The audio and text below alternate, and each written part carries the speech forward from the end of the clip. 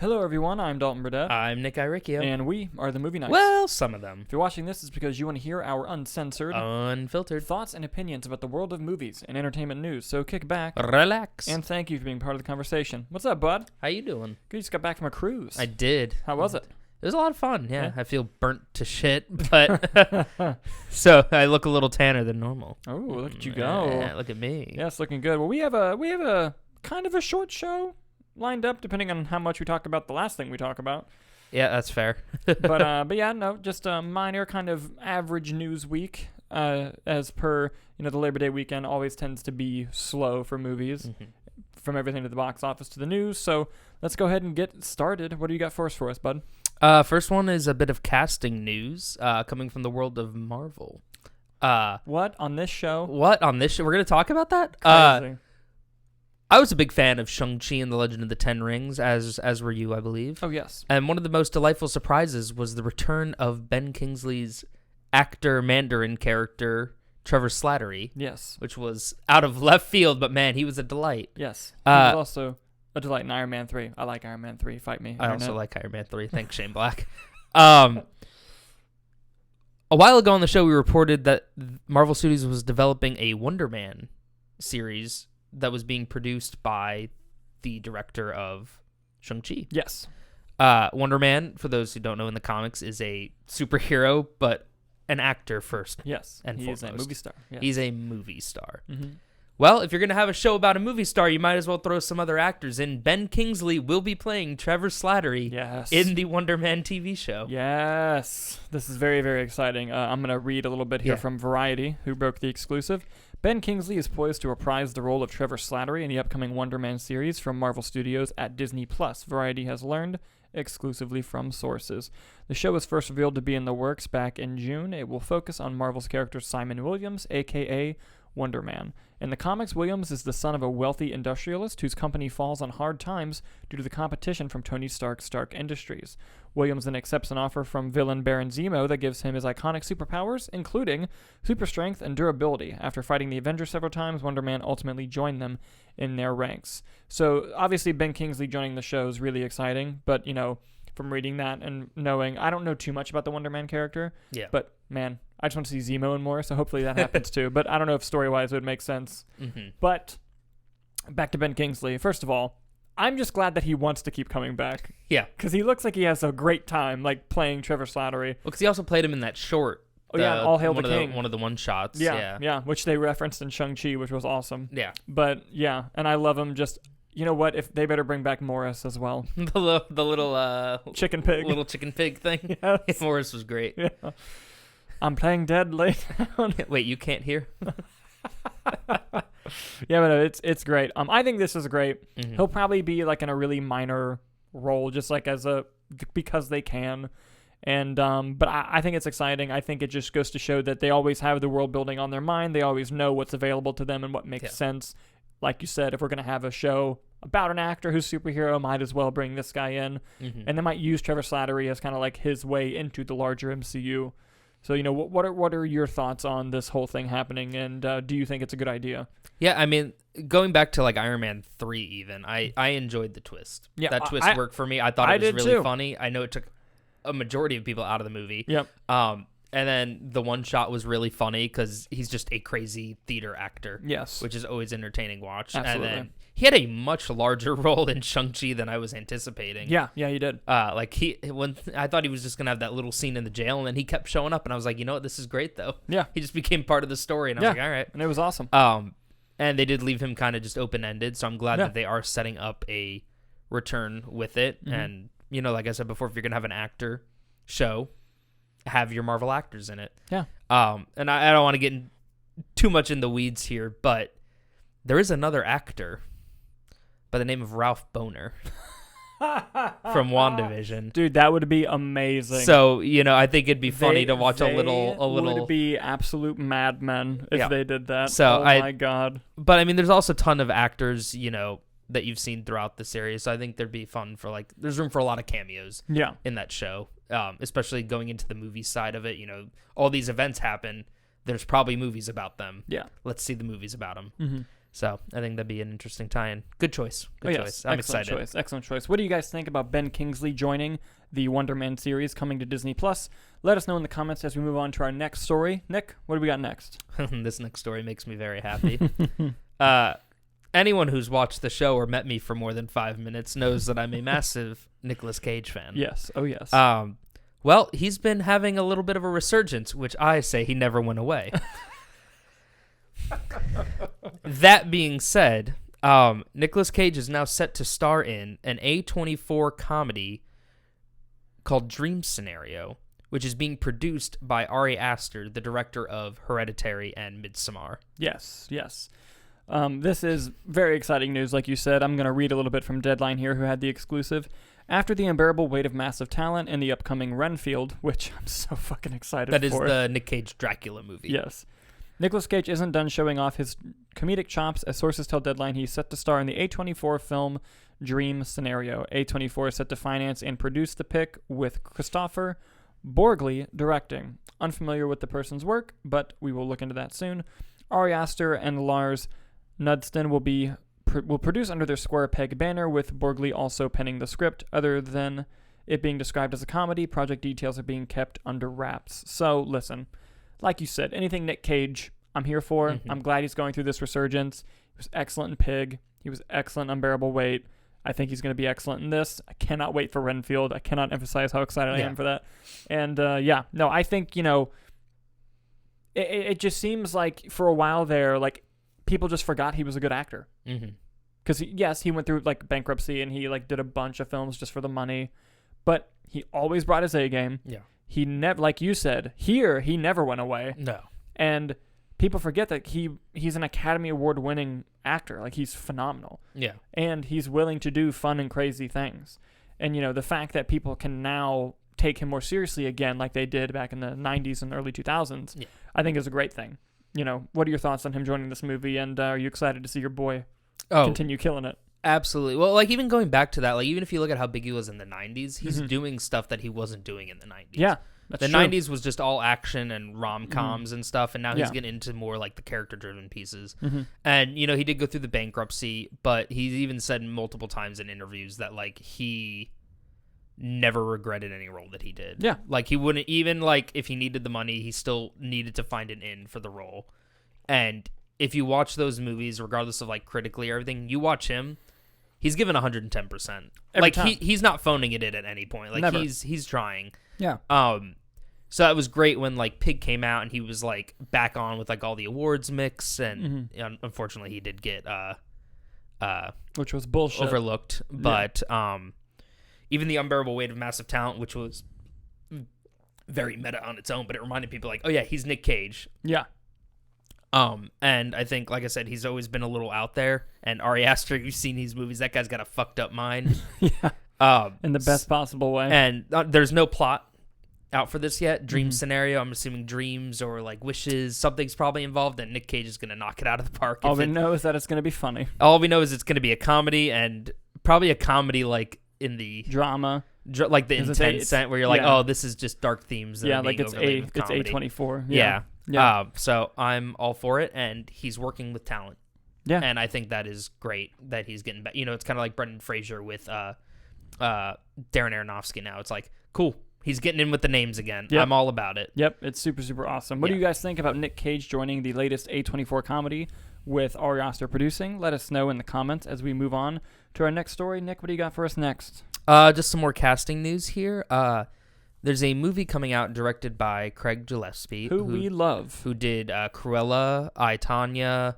What else did he? Do you know any more off the top of your head? He was in talks to do another thing that I don't remember. But yeah, no. It's leaving me, but I'm gonna look it up as you talk. He is directing a movie called Dumb Money, which is about the whole GameStop stock shortage. Everything. I don't know too much about stocks. Everything that happened with GameStop. Well, he has launched, or he has set a fantastic cast. The four main leads of the movie are going to be Paul Dano, who most recently was the Riddler in the Robert Pattinson Batman movie, who is upcoming in the new Steven Spielberg movie, The Fabelmans. We have Seth Rogen, who everyone knows Seth Rogen. Everyone loves Seth Rogen. Sebastian Stan, the Winter Swoop. Sorry, Riddler. Not the Riddler. Not the Riddler. Sebastian Stan, who is, of course, the Winter Soldier. Yep. And Pete Davidson, who needs no explanation. Who is the key to our hearts. Are set to star in the movie. So, before I really get into it, Craig Gillespie directed Lars and the Real Girl, which I actually didn't know. That's the Ryan Gosling one? Yeah. That's a funny movie. Yes, it is. And he is responsible for a lot of Pam and Tommy. That's what it was. Okay, so he's worked with Sebastian Stan then, because he played Tommy Lee. And he was in I, Tonya. And he was in I, Tonya. Yep. Seth Rogen was in Pam and Tommy as well. Yep. Yeah. But anyway, I love him as a filmmaker. But, okay, I didn't know. Like, if you would have told me who should direct the GameStop movie, I would have given you a list of people. And I wouldn't have said Craig Gillespie. But when you tell me, oh, by the way, Craig Gillespie's going to do this, I'm like, oh, fuck yeah. Like, that seems perfect. I, Tonya is a fucking great movie. Like, no one, like, people look at it like a standard, like, oh, it's just another biopic. Yeah. That movie is great. It is fantastic. And Corella had no right to be as good as it was. And it's fantastic. He upped it. Corella could have just been a general, whatever be it. And it's a great movie. And he's very stylized, which I appreciate. Yes, and he's a very talented filmmaker. And I remember when this happened, it was such an awesome thing. And like, when I heard that they were making a book and then a movie, I'm like, oh, this is going to be so fantastic. Yeah. I'm really fucking excited about this. And hey, we say on the show all the time, never a bad idea to add talent. Mm-hmm. And this cast, fucking talented. I'm going to pull a little bit from the Deadline article here. After signing on to the project in April, Craig Gillespie has lined up an all-star cast of faces familiar to the director. Sources tell Deadline that Paul Dano, Seth Rogen, Sebastian Stan, and Pete Davidson, like you just said, are on board for Black Bear Pictures' Dumb Money, an adaptation of Ben Maverick's book, The Anti-Social Network, with Gillespie directing. Rebecca Anglo and Lauren Shku Blum are adapting with Ryder Picture Company's Aaron Ryder and Black Bear's Teddy Schwartzman, and Gillespie producing. This is fucking phenomenal. Like we just said, and it's going to sound a bit repetitive, but I love Craig Gillespie as a filmmaker. Mm-hmm. I love this style of, like, this type of movie. It's going to be really interesting. I wonder if they're going to do it in the style of, like, The Big Short. Like, I don't know, like, how they're going to do the movie. I'm very curious about it.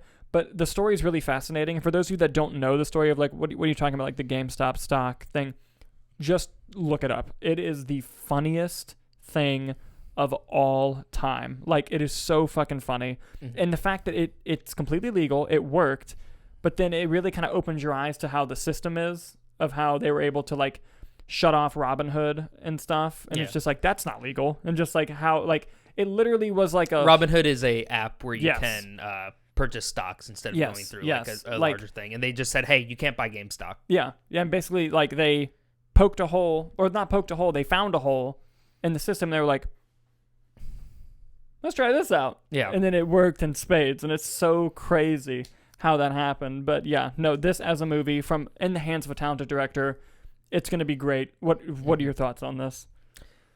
Yeah, no, I mean, it's great. I feel bad, like, that we didn't explain the case. It's way too complicated to try to like, there's graphs and info that will explain it 20 times better than us. I'll tell you what, I'll do a quick Spark Notes. Yeah. In stocks, you can actually make money on predicting that a stock will do badly.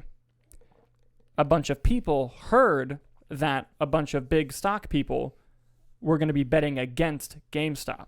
Mm-hmm. So to prevent that, they got together, not as like a group, but individuals just communicating through Reddit. Yeah.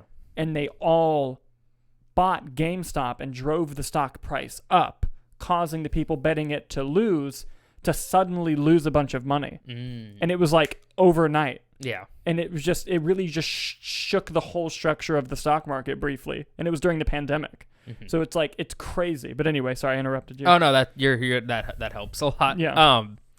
But yeah, a talented filmmaker, a great cast. I'm very intrigued because I've always thought that Sebastian Stan was a great actor. If you look at the 4 photos, I think Paul Dano is the best actor. Agreed. Seth Rogen's done a lot of, like, dramatic work lately that's been really good. So the only outlier to me is Pete Davidson, but then I look at all 4 of them together, I'm like, oh yeah, this will work. Oh yeah, 1,000%. Yeah. So I'm excited. I think it's gonna be good. Oh yeah, me too. What are you guys' thoughts on that all-star cast and Craig Gillespie directing Dumb Money, the adaptation of the GameStop stock thing? Let us know in the comments as we move on to our next story. Nick, what's next? This one kind of ties back into it wasn't an official story, but it kind of ties back into the whole King Kong, Disney Plus, Godzilla, Apple, and us being kind of like weird. There's something going on here, isn't there? Yeah. Well, there is. Legendary Entertainment, who owns the rights to those characters, are eyeing rival studio options now that their Warner Brother deal is over. This is very interesting. So Legendary, like Nick said, they're a huge production company. Like, very huge. Larger than the, like, average production. Godzilla and Kong stuff. Yeah, like, they're a huge... Like, they also did Dune. Like, they're a huge production company. And they've been with Warner Brothers for years. And basically, their deal is coming to a close. And while it is possible that Warner Brothers gets them back, if they make them an offer that they like, and hey, maybe Zaslav tries to make that happen, it is being reported that they are looking for anyone. Like, it's not an automatic, like, oh, let's renew. They're like, no, let's see. Who wants us? Yeah. So I'm going to pull from Deadline here. Legendary Entertainment is said to be eyeing a move from its on-again, off-again home at Warner Brothers as its deal with the studio expired recently, Deadline has confirmed. Sony and Paramount are said to be in the mix, with the former a frontrunner. Warner Brothers also has a new deal on the table for Legendary, which is previously at Universal and before that Warner. Reps for Legendary and Warner Brothers declined to comment, which means... It's true. It's true. And so basically, to kind of break it down here, they had a first look deal with Warner Brothers, where anything they made, Warner Brothers would distribute. That deal's now expired, and they're looking elsewhere. Like it said, Warner Brothers can be like, hey, come on back. But you might be asking yourself, why are they trying to not immediately re-up if they had a good time? Well, they didn't have a good time because, like you said, they don't have the best pass with each other. And where this really, really fucked Legendary, where they were like, we might need a new home, was in 2021 when they said everything is going day and date in theaters, which included Godzilla vs. Kong, which included Dune, and a bunch of movies that they produced, and part of them getting their money back revolved around those movies being in theaters. Oh yeah, they got shafted hard on that. And they deal. actually sued Warner Brothers, and they settled out of court and paid Legendary. Like, it was a huge deal. And Legendary doesn't want to deal with that again now. The reason why I think they might stick with Warner Brothers, I'm not saying this will happen. The reason why I might think they will, they might, I should say, is because there's new leadership now. I think if Jason Kilar and Toby Emmerich and all of them were still at Warner Brothers, they wouldn't even be looking to re-up with Warner Brothers. But the fact that David Zaslav is now there, and he's shown several times that he's completely rejecting the previous regime's philosophies, they might be more open to, okay, let's see what Zaslav and what the new Warner Brothers has to say about us. But they could easily go to Sony and Paramount, like Deadline says. What are your thoughts on this whole thing? I mean, it's just more interesting than anything. I don't think it's a story that's going to have big, major repercussions because they're just going to have a new home. Yeah. But I think it all makes sense, especially given that two of the biggest movies that were released day and date on HBO Max were both by Legendary that would have made bonkers money in theaters, and Dune won all of the Oscars. Yeah. So I could see why they were upset, but clearly there is still some relationship there since they're doing Dune 2 and everything. But, I mean, they have the right to shop around. It's just interesting because, you see these studios that have been together with things for a while, like the whole Christopher Nolan and Warner Brothers, right? That was Warner Brothers? Yep. Yeah, that whole thing, too. So it's curious to see how Warner Brothers is handling it, because it always still ties back to Warner Brothers, it seems somehow. Like, with all this stuff. Yeah. But, I mean, just see what happens. Yeah. It's not like it's a bad thing. Legendary's not going away. They're still going to make the movies they're going to make. So just what app do you open to watch them? Yep. That's exactly it. Exactly it. So what do you guys think about Legendary potentially looking for new studio buyers as their deal with Warner Brothers expires? And do you think maybe they'll stick with Warner Brothers? Let us know in the comments as we move on to the box office. So Spider-Man No Way Home came in first in its 38th week. In its 38th week. This was the re-release? The more fun stuff version. Fuck you, Sony. With the terrible title and a bad poster. Put the goddamn deleted scenes on the Blu-ray like normal people. Yeah, all that for 11 minutes of stuff that immediately Did they really think they were going to reach the $2 billion? from that? Did they honestly believe that? How close were they? I'll tell you how close they are now. Yeah. By the way, reminder, these are Sunday estimates. Right now, they're at 1.8. They thought they were going to make 200 Well, 1.89, so 100 million. No, you're not going to make that fucking money. Goddamn idiots. It's aggravating. Coming in second, fucking second, was Top Gun Maverick. Get fucked, really? It just don't quit. What has this box office been? All right, I'll tell you. So it's in week 15. Uh-huh. It came in second. Made another 4.95 million. There might be some changing around here because DC League of Super Pets is only supposed to make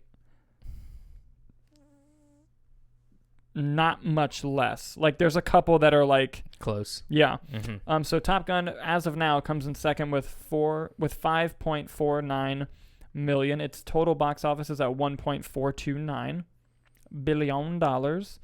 Coming in third, DC League of Super Pets, making another $5.4 million. Coming in fourth, Bullet Train, making another $5.4 million. But I want to say, from week 4 to week 5, guess what its percentage drop was? 4%.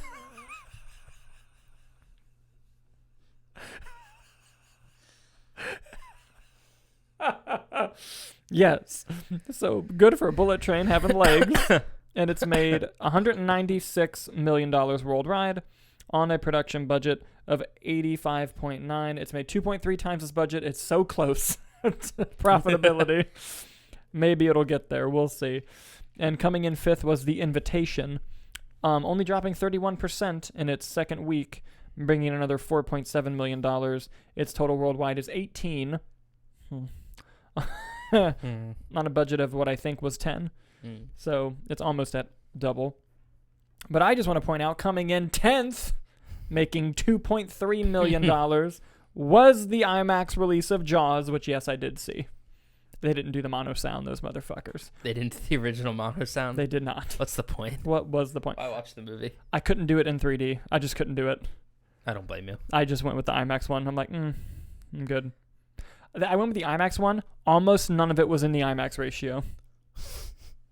Almost none of it. They just put it on the big screen. Yeah, but fuck it. I was there for it. What a box office top 5. Dude, though. Labor Day's always like this. Like nothing, dude. The highest movie made $6 million. Like, Spider-Man it wouldn't have made enough money to put it. It could have made a lot more if they actually, promoted it. Yeah. And did stuff with it.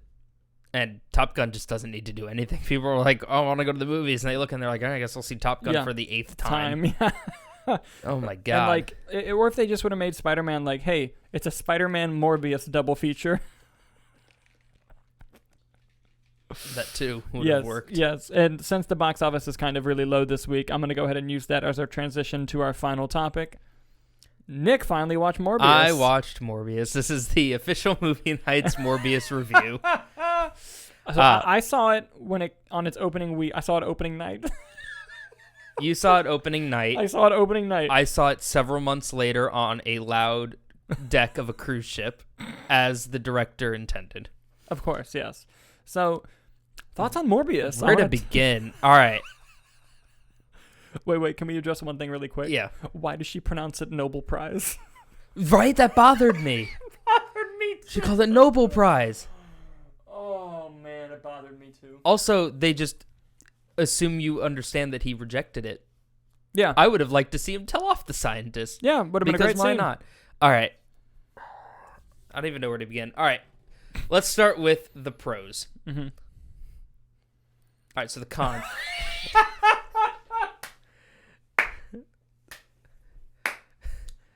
You know what? No, let's do pros. Let's do pros. Matt Smith tried. Matt Smith gave it his all. Yes, Matt he Smith did. showed up, and he's like, you paid me, you're getting me. Yep. And he tried to do something. Yeah. Jared Leto's not awful. He's fine. He's fine. He's too weird for me. Yeah. I thought some of the action. I thought the submarine, or not the submarine, but the boat fight was pretty cool. Yeah, that was good. Mm-hmm. Then it just became like a CGI nonsense. Yeah. Dude, wasn't it bothersome, moving into cons, Wasn't it bothersome how you could tell how fucked with the movie was? Oh, yeah. Oh, my God. Like, the editing, especially, like, around the jail. Everything with the jail, I'm like, we're missing, like, half this movie. The cops were... I didn't get them. There's one Venom 2 reference. There's one Venom 2 reference. It's a CGI mess. Yep. The editing, the story's all over. The story jumps so much. It never... by the way, I'm going to spoil a little... we're going to spoil Morbius. Yeah. It never remotely attempts to establish that bats can listen to him. Oh, no, they just do at the end. And the end of the movie is... And Milo's also a vampire. They do one part where it's like, they've accepted me as one of their own. Yeah, but like... The other bats can't control the other bats. Yeah, and like, Milo can't. He's also a vampire. Yeah. He couldn't just push him away. Yeah. Also, they definitely ripped off the Batman Begins score when he stepped in. Oh, my God. You heard that, too? Yeah, it was the same score. I'm like, what the hell? And then... I'm trying to, like... I'm so scattered brain on it. Yeah. Okay. Pros, Matt Smith tried. Yep. The boat fight scene was pretty cool. Mm-hmm. It's a bad movie, mm-hmm.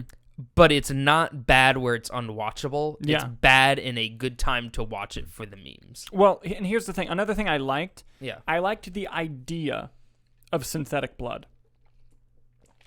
I didn't because I felt like a cheap way to not have an R-rated movie. It was, but of all the things to come up with, yeah, it's better than the suckers in the hands from the No, animated that would have been made it better. Doesn't say it's Morbin time. Also, I hated the way he drank the blood. Yeah, like with the he double fisted like the, and I'm like, why is he doing that? Yeah. Also, Matt Smith just kind of finds him. Yeah. There was like they wasted Jared Harris. Wasted him. Uh-huh. And again, just nothing felt coherent. Yeah, and the editing was or just cohesive. horrible. Like the movie just didn't flow. Yeah, something happened. Something happened to that movie. Yeah. And okay, can we please talk about the best parts? The post-credit scenes with Vulture. Yeah, for no reason. Yeah. So we're not saying anything new that the internet's already heard, but you see the spell in the air from No Way Home, and the purple spell with the rift, and Michael Keaton comes in, which makes no fucking sense with what they established in that movie. Not at all, but also Electro didn't know Peter Parker was Spider-Man, and he gets pulled in, so whatever. But that is more believable. Off-screen, him learning who Peter Parker is more believable than just, Doctor Strange lied about what the spell does. Yeah, because it's it's lazy of like he learned it at some point. Yeah. It's like, fine. Yeah. This one, it's like, why is he in a different universe? Yeah, it makes zero sense. Like, it would have been more believable if he broke out of prison in the MCU, Vulture. Yeah. And then happened to be flying by where it got sucked and he gets pulled in. Yeah. And he also has a new Vulture suit that's made out of apparently car parts because he didn't have the Chitauri technology in that universe. I'll tell you what, I'll give him the mask. The mask looks cool. Yeah. But also just the whole prison thing, like that, you could tell that was in the movie because it was in the trailers. Yeah. And they just chopped it up to be a post-credit scene, which adds no context to anything. Just say this is this world's Vulture. Yeah. Everyone in the audience would have been like, all right. Yeah, there's a Spider-Man, there's a Vulture. No, they wanted to connect to the biggest movie in the world at the time. And also, then, in the other post-credit scene, why does Vulture probably knows Spider-Man has to do with it because he was probably watching the news. Yeah. Why does Morbius care? We've never established in this world that there's a Spider-Man. Not at all. So why is he like intriguing? You know what makes intriguing? Yeah, intriguing. Intriguing. You know what? You know what makes the post-credit scene, the very last one, 20% better? Is if Michael Keaton says has something to do with Spider-Man, I think, and Morbius just says, "Who's Spider-Man?" Who? Yeah. Much more interesting. But instead, they make us think, no, everyone knows about Spider-Man, you dumb fucks watching in the theater. And it's Does Venom now know that there's a Spider-Man too? Apparently fucking everybody knows. Yeah. Well, I guess Venom does because he watched the newscast. But yeah, but he also got pulled into the MCU. Yeah, and then pulled back. It wasn't in his world. Yeah. You know what I mean? So... Yeah, that makes no sense because in No Way Home... He gets pulled into the MCU. He's talking to the bartender, and he goes, I might have to talk with this Spider-Man. Like, he says it like, I've never heard of this before. Yeah. Jesus Which Christ. That's fine because now it can set up that he's going to look for a Spider-Man in his universe. Yes. But Morbius having no idea, Morbius being like, you're trying to wreak havoc, which also makes no sense because they tried to build him up as an anti-hero. Yeah. So why was, where did this sharp villain turn happen? And same thing for Vulture. Yeah. Oh, he's just not going to care that like his family is like... Should have been an R-rated. Show me more killing. Yep. And more vampire stuff. Yep. And cut out like 90% of that movie. And just say Vulture's from that world. Yeah. Like that was the easiest fucking thing ever. Yeah. Nobody would have cared. Mm-hmm. No one. You can make him exactly the same. Who cares? Yeah. Like character-wise and everything. Yeah. But just like, oh, this is Adrian Toomes here. I think it's upsetting because I really like both Venom movies. I like the second one. And then you have Craven, which comes out in 4 months that has no marketing or trailer yet. Yep. And then Madam Web is shooting. Who knows what the fuck that movie is? So I'm curious if and when we'll see Morbius again, and if they'll manage to 180 his character a bit. Yeah. But what a movie! What a movie indeed. Are you happy you saw it? Yes. I am. I have the 4K if you ever want to watch it again. I was just more fascinated by like every choice that was made in the movie. Mm-hmm. Yeah. More so than anything else. Yeah. Also, how much of a dick was Morbius as a kid when he goes, "No, your name is Milo"? Yeah. Just changes the guy's name immediately. And he accepts it forever. And Jared Harris referred to him as Milo several times from there. Yeah, yeah. Like Jared Harris accepted it too. Yeah. Why? It doesn't make any sense. I don't know whether to go recommend or don't recommend on it because it is an entertaining watch for sure. Maybe add some drinks. Yeah. Recommend, but with outside inhibitor. Be drunk. I would say it's a recommend if you're the person who has to see all of the like Marvel, like Sony Marvel movies. Like if you're that person, recommend just because you have to. If you're not that person and you don't give a shit, don't watch it. Don't watch it. Not a recommendation. Yeah. It's like the two classes. This is like the one that's like, do you like this stuff and you just need to watch them all? Yeah. And do you know like the behind the scenes stuff like we do, like what was cut out of the movie, like Vulture being in the movie for a while? Because like in the trailers, he's being transferred from jail. Yeah. And he says he sees Michael Morbius and calls him Michael Morbius. So it's like, clearly, I think the original plan was he was just from that world, which works so much better. So like I like seeing that stuff, knowing everything that like just being like, why did they make this choice? Yeah. And again, the cops made no sense. I want to talk to Sony. Like I want to talk to Andy Pascal and be like, can you please fucking explain yourself here? Yeah. Just tell me what happened. In conclusion, it's Morbin time. Fucking A. But yeah, I mean, I think that's all we had for the show today. Did you have anything else? No, that's it, I think. So, watch Morbius, everyone. Thanks so much for watching, and we'll see you next time.